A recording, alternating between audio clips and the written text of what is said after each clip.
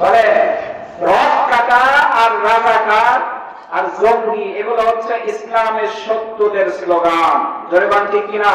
সুতরাং ইসলামের শত্রুদের স্লোগানে আমরা মুসলমানকে বিশ্বাস করব না। সারা বিশ্বব্যাপী ইসলাম এবং মুসলমানদের বিরুদ্ধে আজকে চক্রান্ত ষড়যন্ত্র চলছে। এই জন্য একটা জাতির ভবিষ্যৎ কর্মধার হচ্ছে যুব সমাজ। যুব সমাজ যদি ভালো হয়, আজকে যারা যুব সমাজ এরা যদি গাঁজাখোর হয়, 20 বছর পরে বাংলাদেশে গাঁজাখোরদের মানে বেড়ে যাবে, প্রভাব বেড়ে যাবে, পারবে কিনা?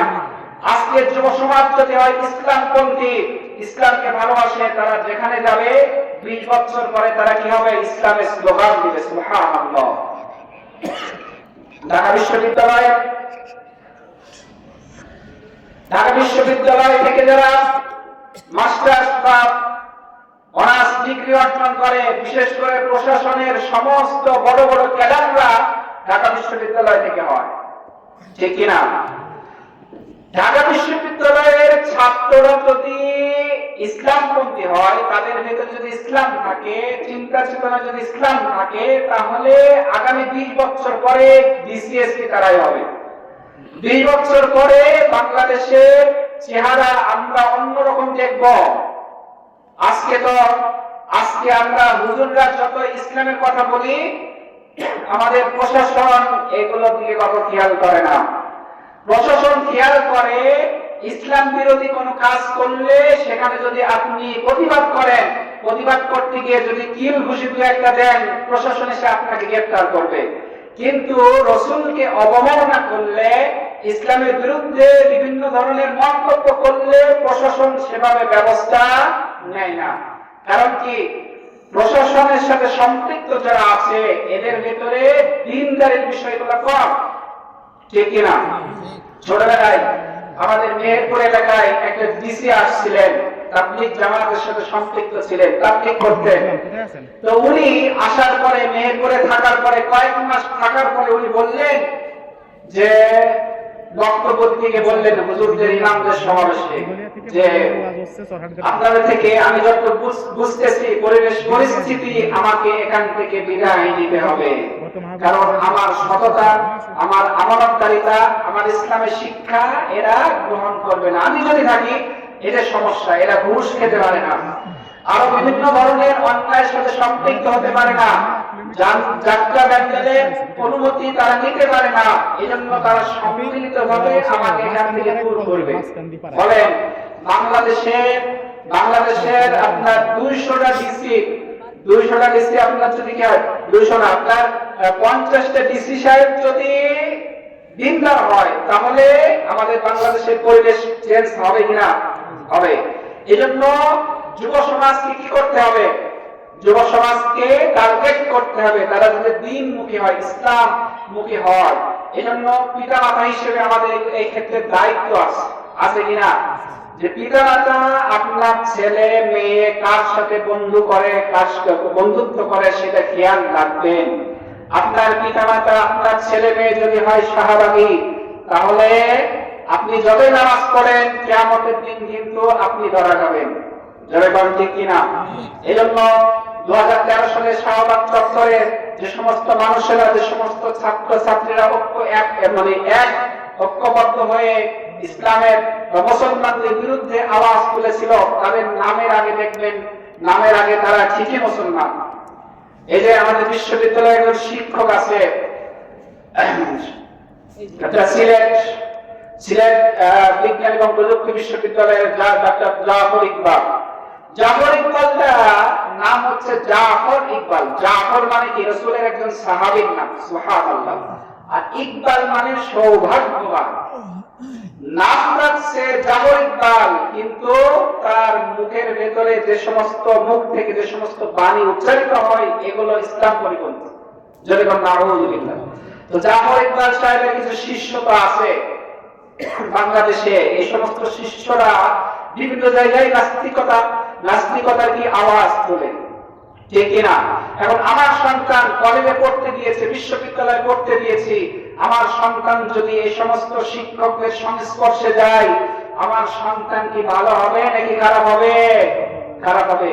এজন্য চোর শুধুমাত্র মানুষের বাড়িতে ডাকাতি করে, এই চোর এই যে খারাপ, এটার ভেতরে সীমাবদ্ধ নয়। আমাদের ভেতরে যারা শিক্ষিত তাদের ভেতরে কি আছে? খারাপ আছে।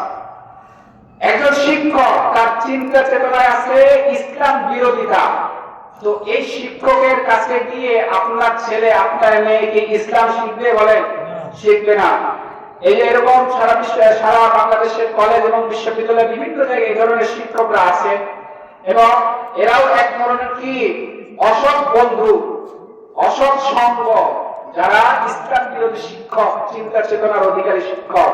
এই জন্য আমাদের উচিত সন্তানদের বন্ধু নির্বাচনে কি করা? সহযোগিতা করা।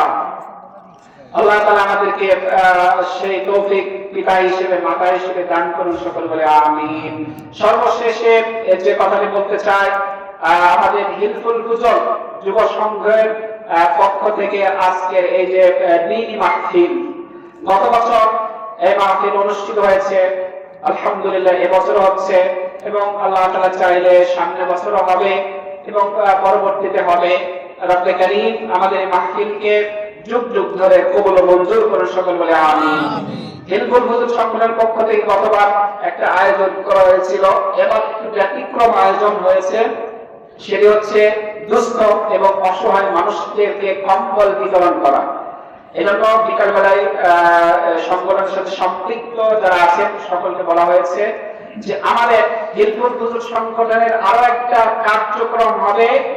আমাদের এলাকায় প্রাইমারি স্কুল এবং হাই স্কুল আছে এবং বিভিন্ন মাদ্রাসা আছে। এই সমস্ত প্রাইমারি, হাই স্কুল, মাদ্রাসার সব শিক্ষার্থীদের একটা লিস্ট আমাদের কাছে থাকবে। বিভিন্ন পরীক্ষা যখন হয় সেই সময় যারা ফার্স্ট, সেকেন্ড, থার্ড হয় তাদেরকে আমরা পুরস্কৃত করব। তাদেরকে আমরা ইসলাম সম্পর্কে বিভিন্ন লিফলেট দিব, যে কয়টা বিষয়ের প্রতি ঈমান আনতে হয়, ইসলামের মৌলিক বিষয়গুলো, মানুষের প্রতি সদাচরণ সম্পর্কে, শিক্ষকদের সাথে সদাচরণ সম্পর্কে, পিতামাতার সাথে সদাচরণ সম্পর্কে ইত্যাদি যে সমস্ত বিষয়গুলো আছে সেগুলো লিফলেট আকারে অথবা বিভিন্ন চটি বই আছে, এই সমস্ত বইগুলো আমরা আমাদের সামর্থ্য অনুযায়ী সমস্ত ছাত্রের হাতে পৌঁছিয়ে দিব। এমন কোন শিক্ষার্থী থাকবে না যে শিক্ষার্থীর হাতে হিলফুল ফুজুলের এই দাওয়াত পৌঁছবে না। রাজি আছি তো? ইনশাআল্লাহ। তাহলে এটা সামনে আমরা চেষ্টা করলেই হয়। বিভিন্ন জায়গায় এগুলো আছে, কারণ শিক্ষকদের আপনি একটা দুস্থ মানুষকে দান করলেন, 2 দিন পরে সে মারা গেল, কিন্তু শিক্ষার্থী যারা আছে শিক্ষার্থীরা দিন বিমুখ হয়ে গড়ে উঠলো, এই শিক্ষার্থীরাই পরবর্তীতে কি দেশ গড়ার কারিগর হবে। তাদের ভেতরে যদি দিন না থাকে তাহলে কি হবে? আমরা আমাদের সমাজটাকে কি করতে পারবো না? সুন্দর করতে পারবো না। এজন্য আমাদের বহুমুখী পরিকল্পনা থাকবে। আল্লাহ তাআলা আমাদের হিলফুল ফুজুলের সংগঠনকে কবুল করুন এবং তাদের সমস্ত নেক উদ্যোগকে কবুল করুন। এই মাহফিলে যারা দান করেছেন, সহযোগিতা করেছেন, এরপরে বিভিন্ন ধরনের বুদ্ধি পরামর্শ দিয়েছেন, রব্বে কারীম সকলকে ইসলামের জন্য কবুল মঞ্জুর করুন, সকল বলে আমিন। যে বিষয়গুলো বলা হলো আল্লাহ তাআলা আমাদের সবাইকে বিষয়গুলো বোঝার এবং আমল করার তৌফিক দান করুন, সকলে বলে আমিন। হাযা মা ইনদি ওয়াল ইলমু ইনদাল্লাহ আলাইহি তাওয়াক্কালতু ওয়া ইলাইহি উনীব। আসসালামু আলাইকুম ওয়া রাহমাতুল্লাহি ওয়া বারাকাতুহু।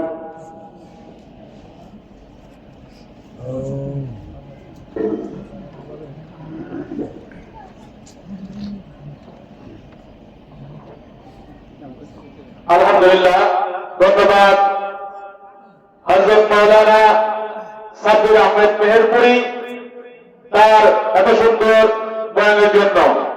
আল্লাহ পাক তার বয়ানের মধ্যে শিক্ষা গ্রহণ করার তৌফিক দান করুন, সবাই বলেন আমিন। এখন ইশার আযান হবে, আমরা জামাতে নামাজ পড়ব। আমাদের প্রধান বক্তা ইতিমধ্যে চলে আসছেন ইনশাআল্লাহ, আলহামদুলিল্লাহ। তারপর আমরা আবার বয়ানে ফিরে আসবো। আমাদের প্রধান বক্তা হযরত মাওলানা মুফতি মাউন বিন মাকলেস হাফিজাহুল্লাহ, কামরাঙ্গীরচর, ঢাকা। তিনি আমাদের মাঝে চলে আসছে। এসাবাদ তার বয়ান শোনার জন্য সবাই সুন্দরভাবে বসে পড়বো। আসসালামু আলাইকুম ওয়া রাহমাতুল্লাহ।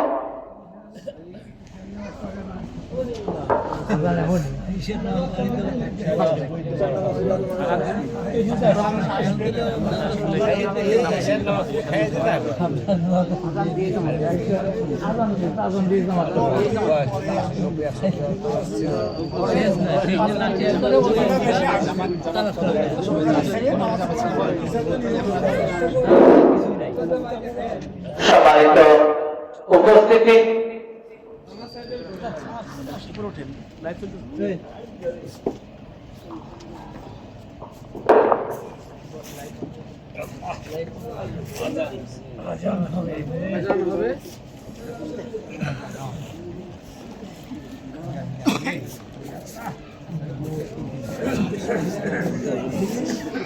আমির ভাই